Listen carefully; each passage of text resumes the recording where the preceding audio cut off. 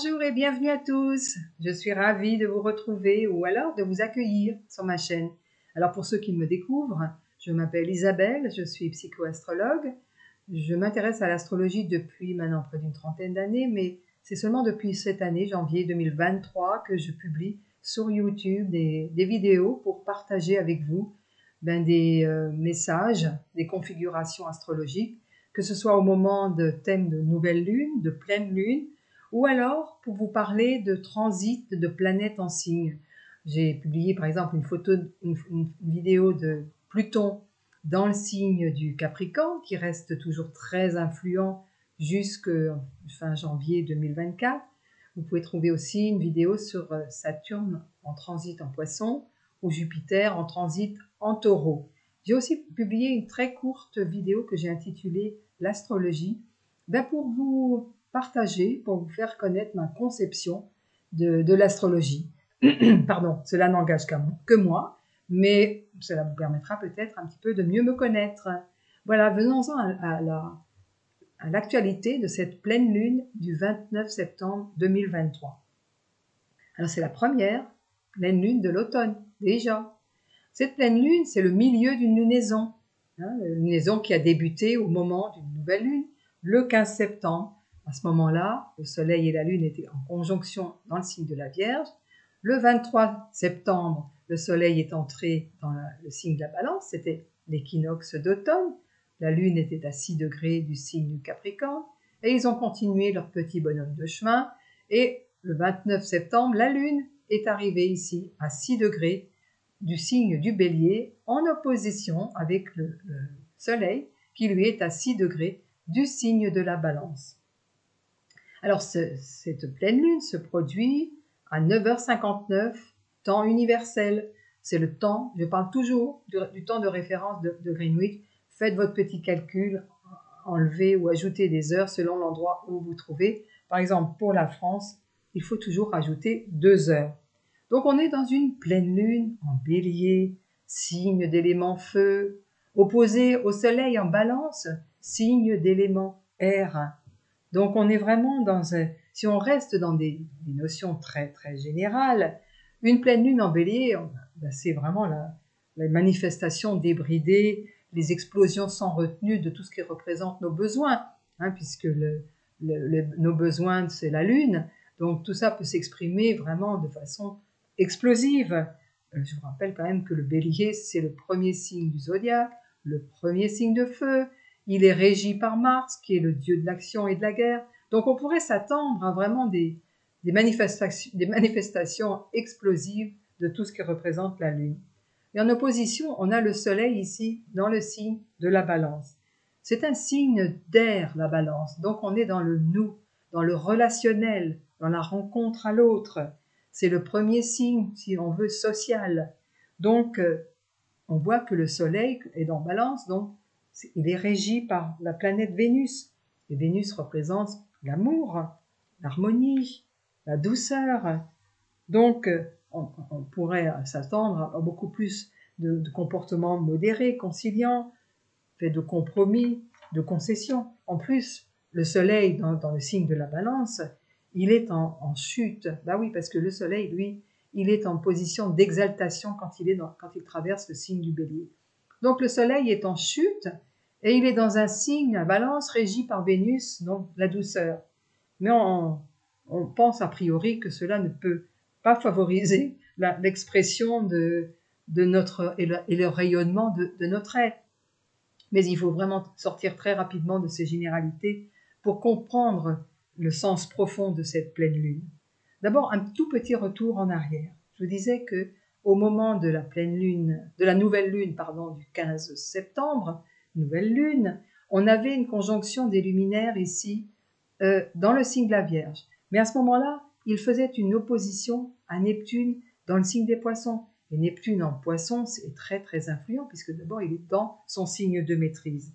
Et le signe et Neptune en Poisson, c'est vraiment l'ouverture. Donc, le Soleil et la Lune se sont imprégnés bien de tout ce qui est lâcher prise. Ça nous incite à écouter nos intuitions, nos petites voix intérieures que l'on ignore si souvent. Cela nous incite aussi à élever notre niveau de conscience, à élargir notre vision de la vie et aussi à apprendre à œuvrer avec l'invisible. En fait, fort de ces énergies neptuniennes, arrivé en bélier, la pleine lune en bélier nous propose finalement de sortir d'un jeu J-E, égotique, nombriliste, centré sur le moi, bien pour évoluer vers un jeu J-E spirituel, ouvert vers le soi, c'est-à-dire vers la profondeur de notre être. Mais ce sera peut-être le temps de sortir de notre coquille, de naître à soi pour pouvoir naître au monde. Alors c'est donc Mars qui est maître du bélier et donc de cette pleine lune en bélier. Alors on va regarder où est Mars. Et Mars ici est à 21 degrés du signe de la balance. Et là évidemment Mars, il est en exil puisqu'il est en domicile en bélier. Donc il n'est pas extrêmement fort, extrêmement influent. Donc là, et en plus, il est dans un signe relationnel, puisque la balance est un signe d'air. Donc c'est vraiment tourner le relationnel, c'est l'autre qui prime. Donc ce jeu plus modéré en balance va nous permettre d'aller à la rencontre de l'autre. Il apporte de la douceur, de la sérénité. C'est important de regarder un peu la position du maître de cette lune en bélier. Mars aussi, on va regarder ses aspects. Mars est à 21, donc 27 de la balance. Il forme un quinconce, mais pratiquement exact, avec Uranus à 22 degrés du signe du Taureau. En plus, Uranus est rétrograde, donc ce quinconce est tout à fait exact. Donc, on a noté que Mars est ici en exil, dans la balance, et ici Uranus est en ce qu'on appelle en chute, dans le signe du Taureau, oui, parce qu'il est en exaltation dans le signe opposé, le signe du Scorpion. Donc ces deux planètes ont finalement une influence plus modérée. Donc on a un changement à faire, évidemment. Un quinconce, un aspect avec Mars-Uranus, on demande de changer les choses. Mais cet aspect, d'abord c'est un quinconce, donc ça n'impose pas d'agir comme si c'était un carré, et ça ne facilite pas non plus nos réactions comme si c'était un trigone. Donc on est dans un effort à faire avec le quinconce.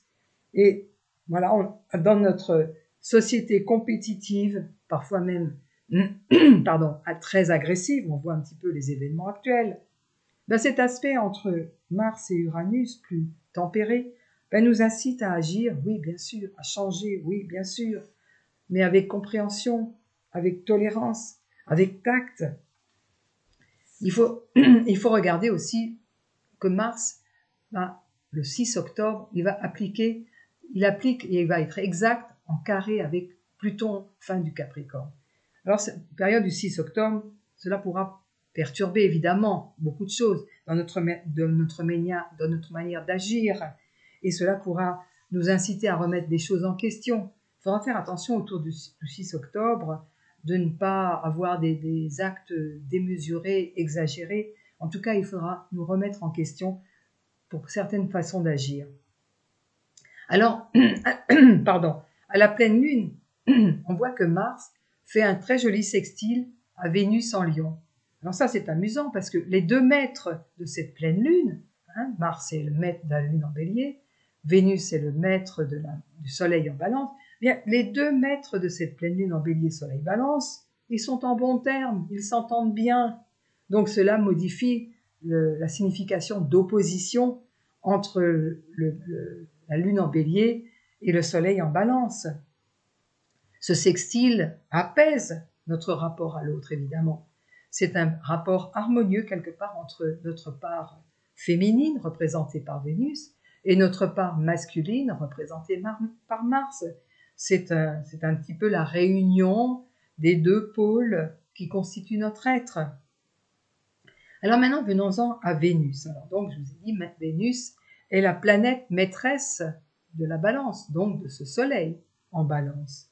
Donc elle dynamise les relations, les échanges, les communications. Oui, parce que Vénus est en Lion, et elle est enflammée en Lion. signe de feu. Donc, en plus, Vénus est toujours très influente. Elle est en Lion depuis le 5 octobre et elle fait encore de nombreux aspects avec d'autres planètes. Ben oui, du fait de sa rétrogradation du 28 juillet au 4 septembre, la Vénus va faire plusieurs fois les mêmes aspects. Et en plus, je vous rappelle que la rétrogradation de Vénus est un phénomène rare puisqu'il ne se produit que tous les 19 mois. Donc cette année, cet été, Vénus fait vraiment matière d'exception. Alors, au moment de cette pleine lune, Vénus, ici à 22 degrés du Lion, fait un carré exact, on est sur le même degré, avec Uranus à 22 degrés du signe du Taureau. Alors là, on peut s'attendre à des coups de cœur, des coups de foudre, à des emballements, à des excès, à des exigences très individualistes. Ben oui, parce que le Lion est quand même un signe très égocentré. On a besoin de reconnaissance et on a besoin de briller. En Lion, les aspirations amoureuses, l'esthétisme, le beau sont recherchés aussi plutôt pour satisfaire l'ego, pour avoir une reconnaissance de ce que l'on crée et aussi une défense bec et ongle de nos valeurs. Mais un troisième carré, c'est important parce que c'est un peu le clou qu'on enfonce. Et donc ça veut dire que avec ce carré Vénus-Uranus, il y a quelque chose de fondamental à changer. Et ce qui doit changer, c'est l'expression de l'amour. Cela doit nous inciter à nous tourner vers les autres et à nous tourner vers le monde environnant. Ben oui, l'amour n'attend pas ni de retour, ni de récompense. Notre société est centrée sur l'individu qui cultive le moi, le nombrilisme, qui cultive les apparences, les signes. On se reconnaît par les signes extérieurs de richesse. On ne parle que de développement personnel seulement pour améliorer nos performances et devenir plus efficaces. Mais est-ce que cela nous rend plus heureux? Il y a réussir dans la vie, bien sûr, mais le plus important, je pense, c'est réussir sa vie. Donc ce long transit de Vénus en Lion peut nous amener à changer notre manière d'aimer, d'abord de nous aimer, apprendre à nous aimer, et comprendre aussi ce qu'est l'amour véritable. On peut développer l'estime de soi avant tout, soigner notre enfant intérieur, notre divin intérieur, et surtout nous accepter dans toute notre singularité. Le fameux « connais-toi toi-même et tu connaîtras l'univers et les dieux » de Socrate. Mais oui, notre première responsabilité est de nous connaître pour apporter notre contribution à la mutation en cours. Vénus forme aussi pour la 3e fois un dessin planétaire appelé Iode ou doigt de Dieu. Je vous en ai déjà parlé dans ma vidéo de la nouvelle lune du 17 juillet et également la pleine lune du 1er août. Et là, pour la 3e fois, Vénus est en tête, est à l'apex d'un iode. Alors c'est un dessin planétaire. Vénus forme un quinconce à Neptune et également un quinconce à Pluton. Et la base du iode est formée par un sextile entre Neptune et Pluton. Alors c'est très important, c'est la 3e fois que ce dessin planétaire se reforme. Alors la base du iode aussi est formée donc par ce sextile entre Neptune et Pluton, comme je vous ai dit. Mais c'est Vénus qui reste le chef d'orchestre de ce iode. C'est-à-dire que c'est la notion, ce qui doit évoluer, c'est la notion d'amour. Et cela dépendra de chacun, parce que Vénus fait des quinconces à Neptune et un quinconce à Pluton. Donc cela dépendra vraiment de la prise de conscience de chacun. Parce qu'un iode n'est efficace que si on en prend conscience de son influence. Il nous laisse notre total libre arbitre. Il nous suggère, il ne nous oblige pas. Donc on peut y être sensible, on peut aussi l'ignorer. Mais l'ignorer, c'est, je pense, passer à côté d'une opportunité importante d'évolution. Donc avec ce quinconce Vénus-Neptune, bien Vénus nous ouvre à l'amour universel. Ben oui, Neptune en poisson, c'est l'ouverture. Et avec le Vénus quinconce à Pluton, eh bien cette Vénus nous invite à transformer, à transmuter notre rapport à l'amour.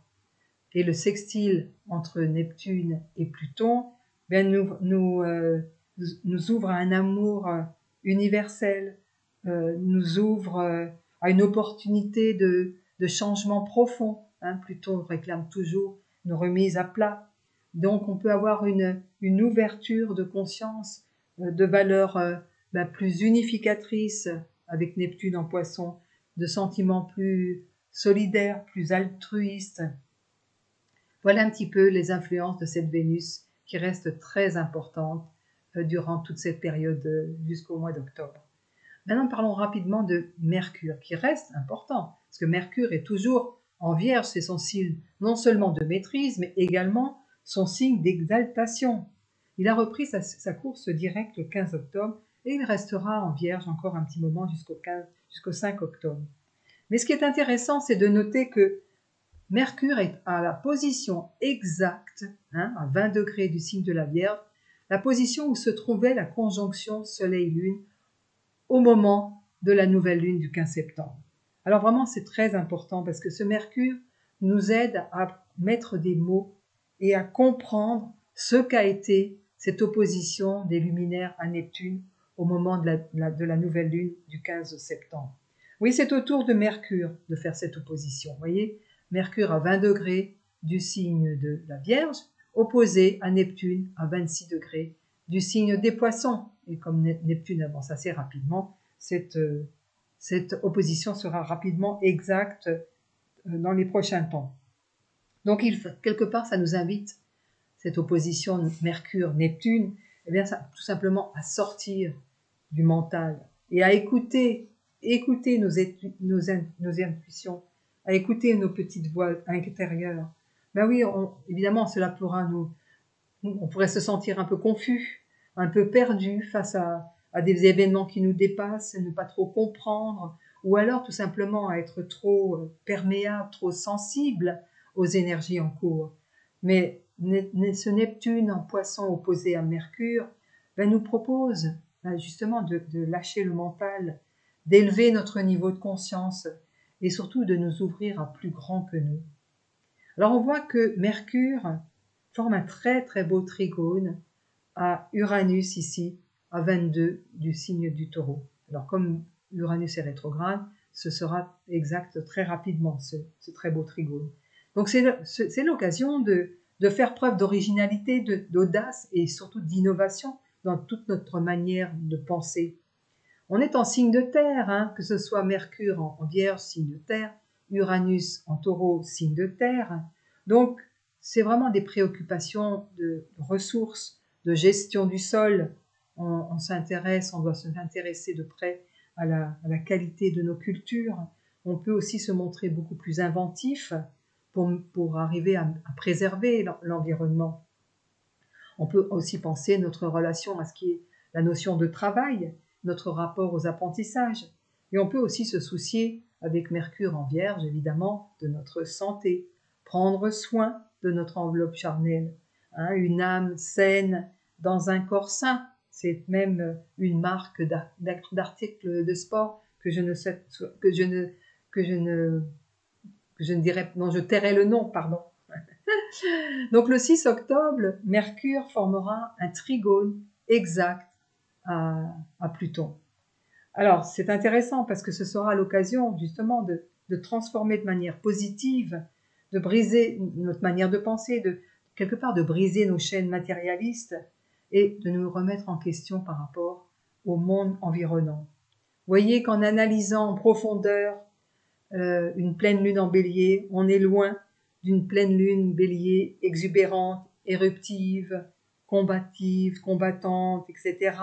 Oui, la tendance est au contraire à plus de modération, à plus d'évolution, au contrôle de notre jeu égotique, individualiste.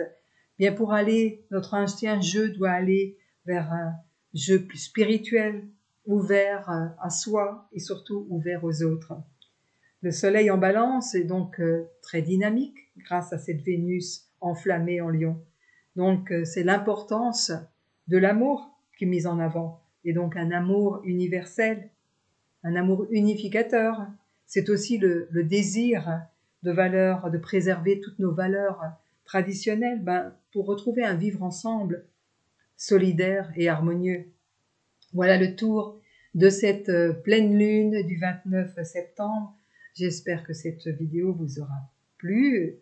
et que vous aurez intégré les énergies dans votre vie selon, évidemment, l'ensemble de votre thème. Moi, je me réjouis de vous retrouver pour la prochaine nouvelle lune, déjà du 14 octobre. D'ici là, cultivez chaque journée des ondes positives. Je vous dis à très très bientôt. Au revoir.